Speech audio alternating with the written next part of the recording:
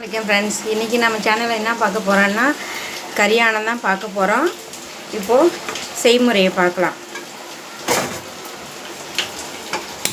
அடுப்பத்தை வச்சுக்கிட்டேன், குக்கர் அடுப்பில் வச்சிடுறேன்.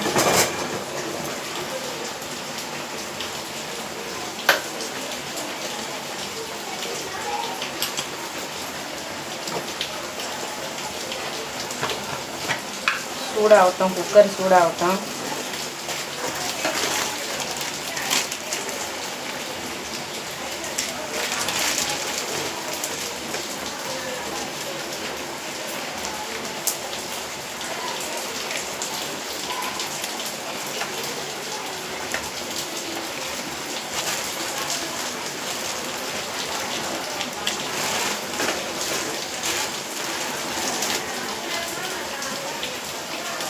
இப்போ சட்டி சூடாகிடுச்சு, எண்ணெய் ஊற்றிக்கிறேன்.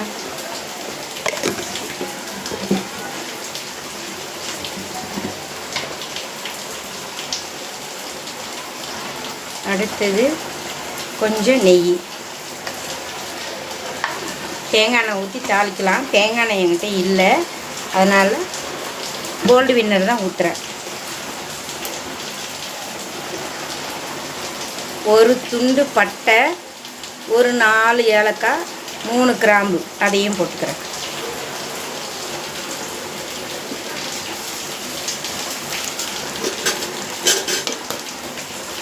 இப்போ அடுப்பை சிம்மில் வச்சுக்கிறேன். 3 ரம்ப இலை, 2 கொத்து கருவேப்பிலை, அடுத்தது வெங்காயம்.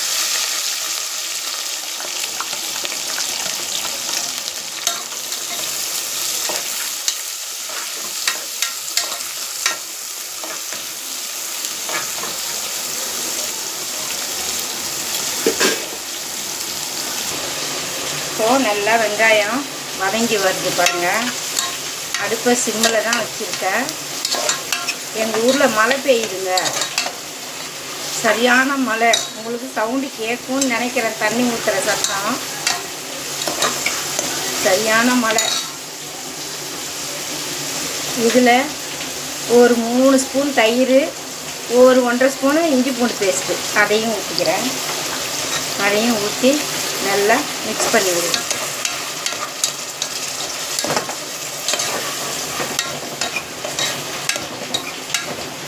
ஹை ஃப்ளேமில் தான் வச்சுருக்கேன். கரண்ட்டு வேறு போயிட்டுங்க, மழை பெஞ்சதுனால கரண்ட்டு வேறு போயிட்டு. எமர்ஜென்சி லைட்டு வச்சு தான் நான் இப்போது சமைச்சிக்கிட்டு இருக்கிறேன். நோன்பு ஆரம்பிச்சிட்டு சகருக்கு சாப்பாடு செய்யணும்ல, அதனால் கறி தாளிச்சிக்கிட்டு இருக்கேன் நான். இன்ஷா அல்லாஹ் எல்லா மக்களும் நோய் நொடி இல்லாமல் எல்லாம் சரியாக சொத்தி வந்து ஹயாத்தை நீளமாக்கி 30 நோம்பையும் பிடிக்கக்கூடிய பாக்கியத்தை வல்ல ரஹ்மான் எல்லா மக்களுக்கும் தரட்டும். இப்போது ஒரு நல்லா கிண்டி விட்டு ஒரு 2 நிமிஷம் அப்படியே அதை வந்து இஞ்சி பூண்டு பேஸ்ட்டு தயிரில் தண்ணி இருக்கும்ல, அதெல்லாம் கொஞ்சம் அப்படியே சுருண்டு வரட்டும். ஒரு 5 நிமிஷம் கழித்து பார்க்கலாம். பாருங்கள், நல்லா இஞ்சி பூண்டு நல்லா வதங்கி எண்ணெய் எப்படி திரண்டு வருது பாருங்கள். இப்போது ஒரு 4 பச்சை மிளகா, 2 தக்காளி வெட்டி வச்சுருக்கேன், அதையும் போட்டுக்கலாம். அதில் போட்டு நல்லா வதக்கி விடுவோம். அடுப்பை கொஞ்சம் ஹை ஃப்ளேமில் வச்சுக்கலாம். கருவேப்பிலை காம்போடு போட்டு செய்யும்போது அது ஒரு டேஸ்ட்டாக இருக்குங்க, நல்லா மணமாகவும் இருக்கும். நீங்களும் இந்த மாதிரி காம்போடு போட்டு கரியானத்துக்கு தாளிங்க, நல்லா இருக்கும்.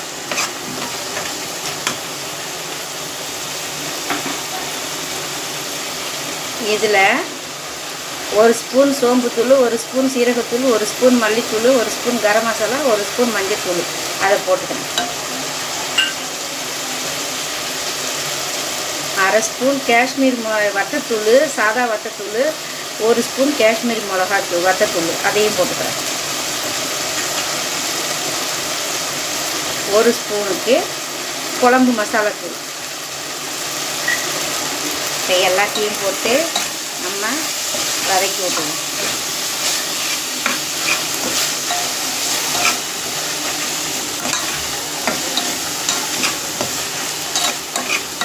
தேங்காய் கூட அரைக்க முடியாதுங்க. தேங்காய் பால் தான் ஊற்றுற மாதிரி இருக்கும். என்ன செய்யுது? இப்போது இதில் 3/4 கிலோ கடாக்கறி எடுத்து வச்சுருக்கேன். அதையும் அதில் நான் போட்டுக்கிறேன். உப்பு மஞ்சத்தூள் எல்லாம் போட்டு நல்லா க்ளீன் பண்ணி வச்சுருக்கேன். தண்ணி வடியே போட்டு இப்போ அதையும் போட்டுக்கிறேன். அதில் சுத்தமாக க்ளீன் பண்ணி தண்ணியை வடியை போட்டு வச்சோம்னாக்கா ஒரு சொட்டு தண்ணி கூட இருக்காதுங்க. ஃபுல்லாக தண்ணி வடிஞ்சிடும். நீங்களும் அந்த மாதிரி ட்ரை பண்ணி பாருங்கள். நான் இப்படி தாங்க செய்வேன். நல்லா இதை மிக்ஸ் பண்ணி விட்டுக்கலாங்க. கறியை போட்டு மிக்ஸ் பண்ணி விட்டுக்கணும்.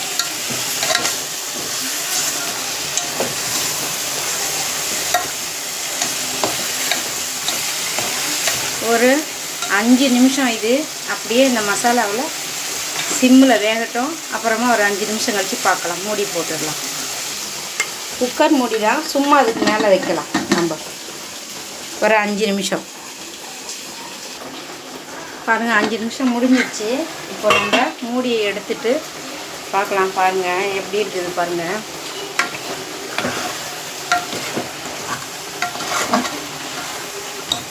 நாளைக்கு சகர் செய்யணுமேன்றதுனால இந்த நேரத்துக்கு இப்போ நான் ஆக்கிக்கிட்டு இருக்கேன்.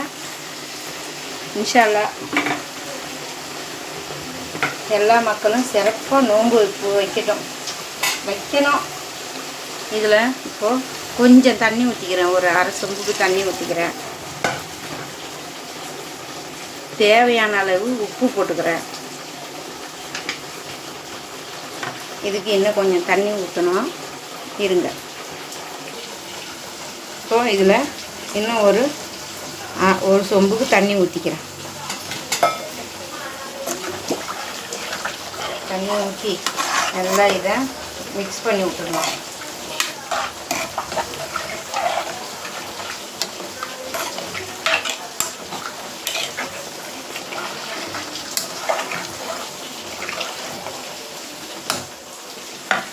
தண்ணியை ஊற்றி இப்போது அதுக்கு கொஞ்சம் உப்பு போட்டுக்கலாம். ஏன்னா உப்பு காணாது பார்த்துக்கோங்க. இன்னும் ஒரு 1/4 ஸ்பூனுக்கு உப்பு, அவ்வளோதான். இப்போ இதை மூடி போட்டுடலாம். மூடி போட்டு ஒரு 4-5 விசில் வரட்டும். அப்புறமா பார்க்கலாம். 10 நிமிஷம் நல்லா விசில் வந்துடுச்சிங்க. ஒரு 6-7 விசிலுக்கு வந்துட்டு பாருங்கள். ப்ரெஷர்லாம் போன பிறகு தான் நான் அதை ஓப்பன் பண்ணுறேன்.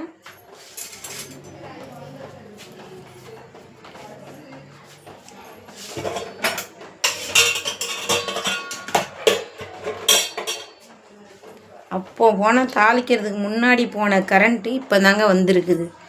பாருங்கள் கறி நல்லா வெந்து வந்திருக்கு பாருங்கள்.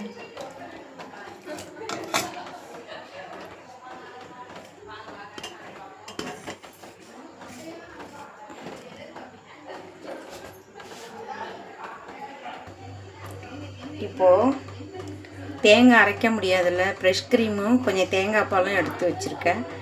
அதை ஊற்றிக்கிறேன்.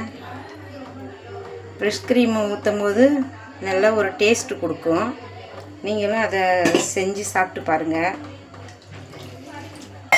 இது நிறைய பேர் இது மாதிரிலாம் செய்கிறது தான், புதுசாக ஒன்றும் இல்லை, சொல்கிறேன்.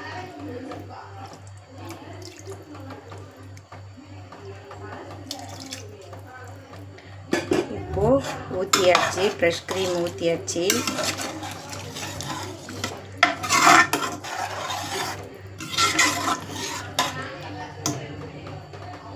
ஃப்ரெஷ் க்ரீம் ஊற்றின பிறகு ஒரு 5 நிமிஷம் நார்மலாக அடுப்பாற்ற வச்சு வைக்கலாம். பாருங்கள் கொத்தமல்லியை போட்டுட்டேன் முன்னாடியே, அதை காமிக்கல. இதை பாருங்கள் கொத்தமல்லியை போட்டுட்டேன்.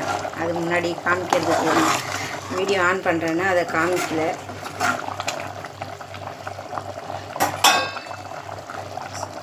கறியானா ரெடி ஆயிடுச்சு. இப்போது அடுப்பை ஆஃப் பண்ணிக்கிறேன்.